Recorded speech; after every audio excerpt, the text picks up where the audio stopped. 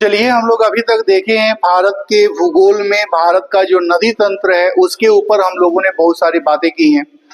आज हम लोग देखेंगे भारत की एक और भी बहुत ही खास नदी, जिसमें ब्रह्मपुत्र नदी हम लोगों को मिलेगी। फिर हम लोग झील के बारे में देखेंगे, जलप्रपात के बारे में देखेंगे कि भारत में वो कहाँ पे है, कौन से जगह पे है, कौन से स्टेट में। क्या हम लोगों को याद है कि गंगा कौन से जगह से निकलती है, कौन से राज्य से निकलती है?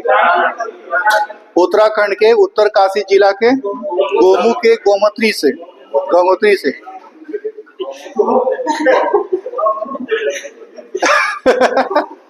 खैर, तो मैंने कहा कि अगर यही बात हम लोग ध्यान दें, ये काफी अच्छा है कि सिंधु नदी तंत्र के ऊपर, तो सिंधु नदी का उद्गम स्थल क्या है? सतलज नदी मानसरोवर। हम लोग पढ़े थे सिंधु नदी के सहायक में हम लोगों की, राइट, कैलाश पर्वत श्रेणी से। हम लोग ये भी देखे थे कि चेनाब है, झेलम है, ब्यास है, सतलज है, ये सब नदियां सिंधु नदी के सहायक नदी। गंगा नदी के ऊपर हम लोगों ने देखा था कि गंगा नदी की सहायक नदी में यमुना सबसे ऊपर है, और यमुना के बाद हम लोग ये भी पढ़े थे कि भागीरथी और अलकनंदा के मिलने से गंगा का निर्माण होता है। जब गंगा यमुना एक साथ मिलती है तो उसको संगम के नाम से जाना गया है। फिर हम लोग ये भी देखे थे कि जब ये बंगाल में गिरती है और बंगाल से आगे बढ़ती है तो इसका नाम चेंज होने लगता है। यहाँ पे बांग्लादेश में इसको किस नाम से जाना जाता है? पद्मा। आज वैसे ही हम लोग ब्रह्मपुत्र नदी के बारे में पढ़ने वाले हैं कि ब्रह्मपुत्र नदी के ऊपर क्या इंफॉर्मेशन है। तो एक बात तो हम लोग पहले से जानते हैं, ब्रह्मपुत्र नदी की कुल लंबाई, ऐसे भारत में सबसे लंबी नदी कौन है? गंगा। उसकी सबसे सहायक नदी कौन है? बड़ी यमुना। यमुना के बारे में भी हम लोग पढ़े थे। ब्रह्मपुत्र नदी की लंबाई 2900 किलोमीटर है, लेकिन भारत में इसकी लंबाई कितनी है? लेकिन फिर भी 880 किलोमीटर कम नहीं हुआ। एक लंबा खासा इलाका उसके साथ कवर होता है। यह कहाँ से निकलता है? तो मानसरोवर झील, तिब्बत के पास में चोमायुंगदुग हिमानी से निकलती है। क्योंकि ये नाम आप देखे होंगे, हम लोगों का तिब्बत या उधर का इलाका है तो थोड़े से नाम ऐसे मिलेंगे, क्योंकि उन लोगों का अल्फाबेट या वर्ड का कॉम्बिनेशन, बनावट थोड़ी सी डिफरेंट है। तिब्बत में इसका क्या नाम है? सांगपो। हाँ, और भारत में प्रवेश करने पे अरुणाचल प्रदेश में इसका क्या नाम हो जाता है? दिहांग। तो आपको ये बात ध्यान रखना है कि जो ब्रह्मपुत्र नदी है उसका उपनाम या अलग अलग नाम क्या हो गया? सांगपो और दिहांग। ब्रह्मपुत्र नदी की लंबाई भारत में कितनी है? ब्रह्मपुत्र नदी की पूरी लंबाई कितनी है? हम लोग ये पढ़ते हैं कि जो पूर्व की ओर बहने वाली नदियां हैं, ठीक है, पूर्वी प्रवाह जिनका है, जिसमें हम लोगों का गोदावरी है, कृष्णा है, महानदी है, और भी नीचे नदियां हैं, कावेरी है, स्वर्णरेखा है, ब्रह्मगिरी। तो एक तो इसका दिमाग में रखना है कि इनका उद्गम स्थल क्या है, या वो भारत के या कौन से पर्वत से, कौन से राज्य से लेके निकलती है, कौन से जगह से निकलती है। तो गोदावरी की बात करें तो इसको बृहद गंगा या दक्षिणी गंगा के नाम से भी जाना जाता है। ये कहां से निकलती है? नासिक, महाराष्ट्र के नासिक के दक्षिण पश्चिम में 64 किलोमीटर दूर त्र्यंबकम एक गांव है, या गांव की एक पहाड़ी है जहां से गोदावरी नदी निकलती है। तो आपको ध्यान रखना है। सतलज नदी कहां से? मानसरोवर झील। गोदावरी कहां से? नासिक के नजदीक से त्र्यंबकम नामक पड़ा है। तो आपका ये ऑप्शन में डीप में जाएंगे तब ये मैटर पूछेगा, नॉर्मल में नासिक महाराष्ट्र से हम लोग का काम चल जाएगा। बृहद गंगा किसको कहते हैं? दक्षिणी गंगा किसको कहते हैं? कृष्णा नदी कहां से निकलती है? तो महाबलेश्वर के निकट पश्चिमी घाट से निकलती है। तो महाबलेश्वर दिमाग में रखेंगे ना इसके लिए। महानदी छत्तीसगढ़ के रायपुर जिला में सिहावा एक जगह है जहां से हम लोगों की ये नदी निकलती है। तो हम लोग ये पढ़ लिए कि जो गोदावरी है नासिक महाराष्ट्र से। फिर हम लोगों ने ये पढ़ लिया कि जो कृष्णा नदी है महाबालेश्वर से। महानदी छत्तीसगढ़, कहां से? महानदी छत्तीसगढ़ के रायपुर जिला के पास से निकलती है। फिर उसके बाद हम लोगों को पूर्व प्रवाह में कावेरी का भी नाम आएगा। कावेरी कहाँ से निकलती है? कर्नाटक के कुर्ग जिले से, ब्रह्मगिरी पहाड़ी से। तो आपको ध्यान रखना है, कावेरी कहाँ से? ब्रह्मगिरी। कौन से राज्य में? महानदी कहाँ से? गोदावरी कहाँ से? तो गोदावरी महाराष्ट्र में, महानदी छत्तीसगढ़ में, कावेरी कर्नाटक में। और ये इसको स्वर्ण रेखा को झारखंड का नाम दे सकते हैं, छोटा नागपुर का रांची के दक्षिण पश्चिम में। ब्रह्मणी नदी छोटा नागपुर, ये उतनी फेमस नहीं है, लेकिन स्वर्ण रेखा, कावेरी, महानदी, कृष्णा, गोदावरी, ये सारे हैं हम लोगों को। तो वृद्ध गंगा किसको बोलेंगे? वृद्ध गंगा, गंगा दक्षिण का गंगा, गोदावरी का उद्गम स्थल नासिक, नासिक महाराष्ट्र, कोई दिक्कत नहीं है। फिर हम लोग पढ़े थे महानदी का, देखिए गोदावरी महानदी, इसको दिमाग में रखना है। कृष्णा है महाबालेश्वर छत्तीसगढ़ से, कावेरी कर्नाटक से, दोनों का से ना। स्वर्ण रेखा अपना एक्चुअली छोटा स्वर्ण रेखा नदी के ऊपर ही हम लोग का जमशेदपुर जो शहर है टाटा, वो इसी नदी के किनारे बसा हुआ है। स्वर्ण रेखा नदी के किनारे हम लोगों का ये बसा हुआ है। फिर हम लोगों का ये भी आता है, तो कुछ नदी के नाम पे तो हो गए, कुछ प्रमुख झीलें हैं, कौन से जगह से निकलती हैं, कौन से जगह पे हैं। तो लोकटक झील मणिपुर में स्थित पूर्वोत्तर भारत की ताजे पानी की सबसे बड़ी झील है। किधर की? पूर्वोत्तर भारत की। कौन से राज्य में? मणिपुर में। सबसे ताजे पानी की सबसे बड़ी झील, ताजे पानी की सबसे बड़ी झील कौन है? लोकटक। इसमें तैरते हुए द्वीप को स्थानीय भाषा में फुमंदी कहा जाता है। ठीक है, तैरता हुआ द्वीप का मतलब समझ रहे हैं? यानी उस पे पहाड़ तो है या उस पे कुछ तो है, द्वीप का मतलब क्या हो गया? जिसके चारों तरफ पानी रहे। तो पहाड़ है जो पानी के ऊपर तैरता हुआ नजर आ रहा है, उसकी डेंसिटी कम है। रामायण का हम लोगों का जो पुल बना हुआ है इसी कंसेप्ट पे बना हुआ है कि वो ऐसे पत्थर को ढूंढा गया जो पानी में तैर सकता है, जिसकी डेंसिटी कम हो ना। फिर हम लोगों का आता है कि विश्व का एकमात्र तैरता हुआ राष्ट्रीय उद्यान, हाँ उसी में तैरता हुआ राष्ट्रीय उद्यान नेशनल पार्क है, लोकटक झील में स्थित है।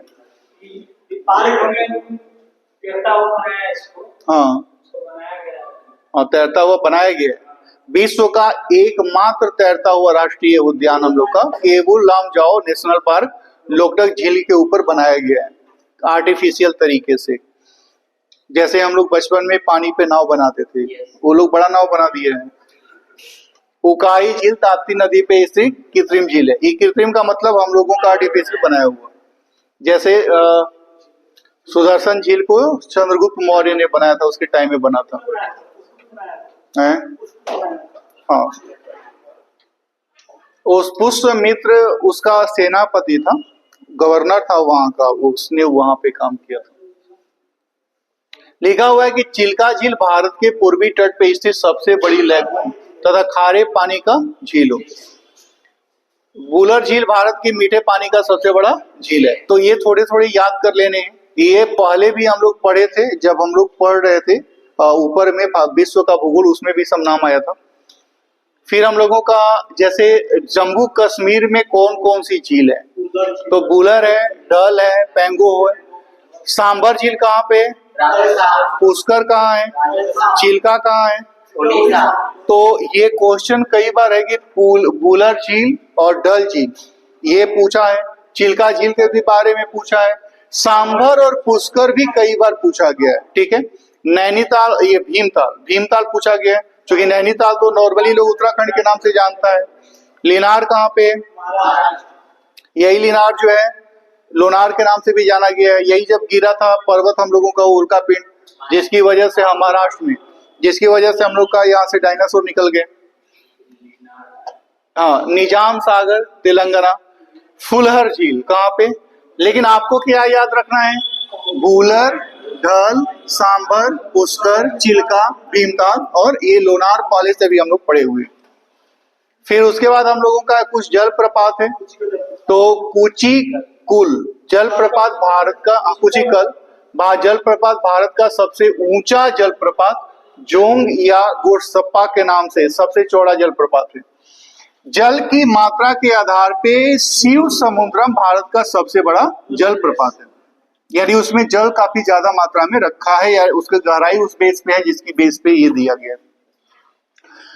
नोक्कोलिकाई जलप्रपात मेघालय में भारत का सबसे अधिक ऊंचा गिरने वाला जलप्रपात है। तो आपको ये पॉइंट थोड़ा सा दिमाग में रखना है कि जो हम लोगों का झील है, बुलर झील कहाँ पे, डच कहाँ पे, डल, चिल्का कहाँ पे, नैनीताल कहाँ पे, लोनार कहाँ पे। अच्छा, जो ब्रह्मपुत्र नदी है उसकी भारत में लंबाई कितनी है? क्या हम लोग बता पाएंगे? कावेरी का उद्गम स्थल कर्नाटक। कृष्णा कहाँ पे है?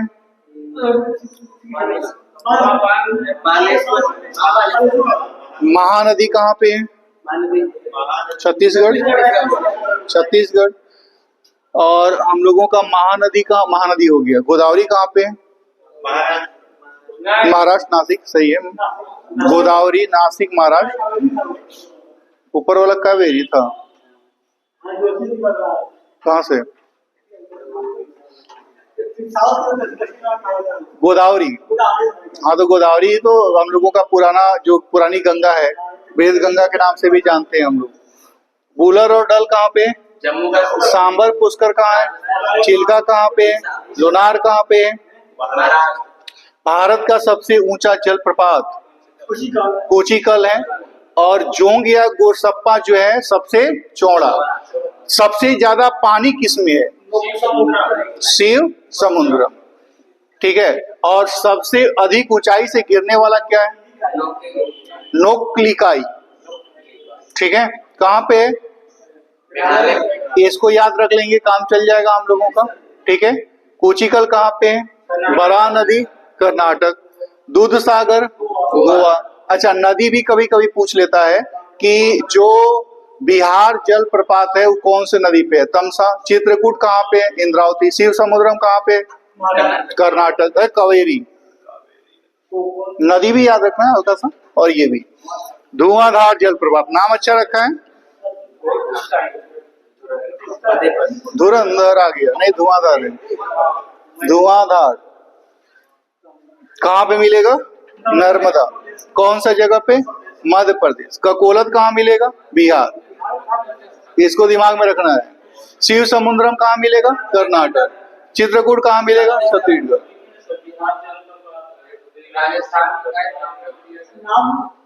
नाम रख दिया होगा,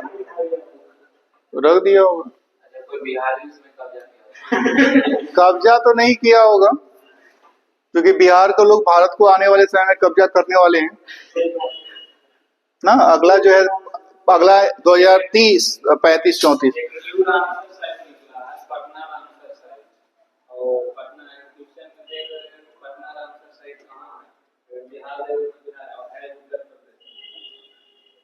जगह का हो सकता है। अच्छा, तो ठीक है, लेकिन मैंने कहा कि भारत को कब्जा करने में बिहार का योगदान रहेगा। आपने देखा होगा मौर्य साम्राज्य हम लोगों का पूरा रहा है, आने वाले समय में काशी यूपी भी रहा है, मतलब पूरा। तो फिर से 2034-35 में बिहार के लोग विश्व में, मतलब भारत में छाए होंगे। अभी छाए हुए हैं लेकिन काम करने के लिए ना। ये लिखा है कि जो शीर्ष 3 राज्य हैं, तो चावल में तेलंगाना है, उत्तर प्रदेश, ये थोड़ा सा मिसिंग होगा, पुराना ये दे दिया होगा। हाँ, क्योंकि यूपी के पास जमीन भी ज्यादा है, पानी का साधन भी ज्यादा है, तो चावल उत्तर प्रदेश, गेहूं उत्तर प्रदेश, लेकिन मक्का में हम लोग नहीं है, दूसरे नंबर पे। नहीं, बिहार मक्का में नहीं हो। मक्का में बिहार पूरा विश्व में दूसरा सबसे बड़ा मक्का का ये 33% अकेले बिहार में। अच्छा, उसको देख लिया जाएगा। तो ये है। फिर ये वाला थोड़ा सा याद रख लेना है, जो हम लोगों का बहुउद्देशीय परियोजना है। तो भीमा परियोजना कहाँ बना हुआ है? गांधी सागर परियोजना, स्वर्ण रेखा जल विद्युत परियोजना, ये सब थोड़े थोड़े पॉइंट्स हैं जिसपे हम लोगों को दिमाग में रखना है। यहाँ से हम लोगों का ज्योग्राफी का ये सेक्शन शुरू होता है। पशुपालन। भारत में विश्व की सबसे अधिक मवेशी हैं। मवेशी का मतलब क्या हो गया? गाय, भैंस, बकरी, भेड़, सुअर, ये सारे के सारे कहाँ पे आएंगे? क्या हो गया भाई?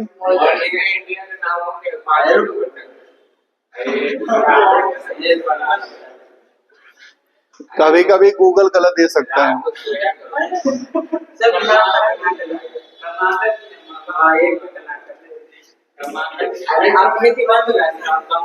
अभी कल्ले से तो कम हो गया है। ये देखिएगा, भारत में विश्व की 11 में नहीं, आप शायद उसका 2001-2 का देख लिए होंगे। नींद में सपना नहीं देखना है। भारत में विश्व का सबसे अधिक मवेशी हैं। भारत में विश्व की लगभग 15% गाय और बैल हैं। हम लोग खेती भी गाय और बैल से ही करते हैं, मतलब गाय से तो नहीं है, बैल से ज्यादातर होता है। और सबसे ज्यादा क्या है? भैंस है। मतलब हम लोगों से ज्यादा कोई हो भी नहीं सकता, 50% से ऊपर है हम लोग, नहीं अकेले। और सबसे महंगा दूध, अच्छा महंगा दूध गाय का कि भैंस का? गाय का दूध महंगा है।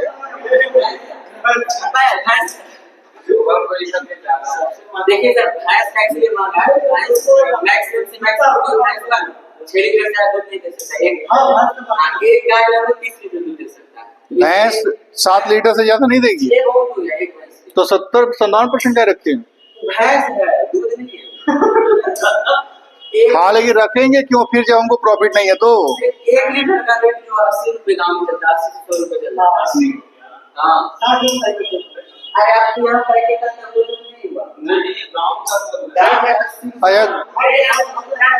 इस पे हम लोग थोड़ी देर बाद डिबेट कर लेंगे। ऐसे 50, 60, 65 तो पटना में भी है। गाय का 50 से आगे नहीं बढ़ा। ओके, हम लोग बाहर निकलते हैं, बकरी पे आते हैं। बकरी 26% बकरी है, मुर्गा भी है, नहीं है। भेड़ जो है, अच्छा बकरी और बकरा दोनों ही मतलब उसमें शामिल है। और भेड़ के नाम पे भारत में कुल कृषि उत्पादन में जो पशु का योगदान है वो लगभग 25% है। पशु योगदान का मतलब क्या हुआ कि उसका जो हम लोग कृषि का मतलब जो ऊन निकाल रहे हैं, दूध निकाल रहे हैं, दूध से जो मैटर बना रहे हैं, या बहुत सारा मीट भी हम लोग सप्लाई करते रहते हैं ना, ऐसे ऐसे करके, तो वो सब भी इसमें शामिल है। देश के दूध के उत्पादन में भैंस, बकरी का भी दूध रहता है। बकरी का भी हैं? ये कह रहा है कि भैंस का 50% दूध निकालते हैं हम लोग, गाय का निकालते हैं 40। अच्छा, बकरी कम निकलता है, तो निकालते ही क्यों है? देश के दूध के उत्पादन में उत्तर प्रदेश का प्रथम। देखिए, दूध में सबसे ज्यादा उत्पादन किसका है? तो अलग बात है कि हम लोगों के यहाँ भी थोड़ा बहुत है ना, बिहार भी पकड़े हुए। हम लोग इतना डेंसिटी को रखे हुए हैं, उसके बाद भी काम नहीं कर पा रहे भैंस दूध का है। बढ़ जाएगा, 1200 से ऊपर निकल जाएंगे हम लोग, अच्छा देख लिया जाएगा। उसके बाद दूध के उत्पादन में राजस्थान है, बिहार तो कहीं है ही नहीं। राजस्थान और आंध्र प्रदेश का स्थान। सोचिए, देश में अधिकांश दूध उत्पाद पारिवारिक आधार पे किया जाता है। हम लोग का ज्यादा लोग खा जाता है, जनसंख्या ज्यादा है ना, हम लोग बेचते नहीं होंगे। इसमें कुछ क्रांतियां हैं, इससे भी क्वेश्चन पूछा गया है कि पीली क्रांति किससे है, नीली क्रांति किससे है, श्वेत क्रांति, हरित क्रांति किससे है। तो आपको ध्यान रखना है, लाल क्रांति किससे है? मांस और टमाटर। स्वर्ण क्रांति किससे है? इंद्रधनुषी है, सबको इंद्रधनुषी बना दिया। अच्छा, गुलाबी क्रांति झींगा मछली देखे हैं, कैसा है? कांटा निकला रहता है, बिना कांटा का कौन है? अच्छा, मछली से बड़ा कांटा, वाह, मछली लगता ही नहीं है। भैया वो मछली कौन सा है जो एकदम बिल्कुल ट्रांसपेरेंट शीशा की तरह दिखता है? कभी वो देखे हैं? हाँ मिलता है रोड पे तो मिलता है। हम तो मछली नहीं खाते हैं। फिर भी आंसर देने हैं, कुछ ना कुछ तो बोलता है, ट्रांसपेरेंट बिल्कुल रहता है, देखने में अच्छा लगता है, बिल्कुल हाथ पे लीजिएगा ना बिल्कुल हाथ दिखेगा आपका। चिकन एक्चुअली करतार में थोड़ा सा आए थे तो खिलाना शुरू कर दिए थे लोग। मैं बाहर में ही खा पाता हूँ और कोई देख नहीं पाता है। हरित नहीं खाना चाहिए, गलत बात है ये सब चीज। हरित क्रांति, हरित क्रांति, श्वेत क्रांति, नील क्रांति, नीली क्रांति, पीली क्रांति, भूरी, बादामी। आप ये कलर से भी याद रख सकते हैं, क्योंकि दाल पीला होता है, मछली पानी में रहती है तो पानी का कलर नीला होता है, दूध उजला होता है, श्वेत का मतलब भी उजला होता है, हरित हो गया खेती से रिलेटेड मतलब हरा हरा ना। हाँ बिल्कुल सही है। भूरा जो हम लोगों का ऊन है या जो, हाँ तो भूरा उससे रख सकते हैं। तो वही कलर के नेम पे ही इसको दिया गया है काम का नाम। लाल टमाटर मांस भी उसी से है ना। स्वर्ण क्रांति थोड़ा सा एक अलग टाइप का हो गया, बागवानी से रिलेटेड, झींगा नहीं है। कल हम लोग ना परिवहन तंत्र पढ़ेंगे और संभवतः कल ये खत्म भी हो जाएगा, अगर क्लास लगेगी या पढ़ेंगे हम लोग तो ये सड़क परिवहन करके हम लोग खत्म करेंगे। इसमें से क्वेश्चन चूंकि है अच्छा खासा क्वेश्चन है तो परिवहन, हाँ क्या चोट लग गया तो उसको हम लोग इसके बाद खत्म होगा। हाँ ठीक है।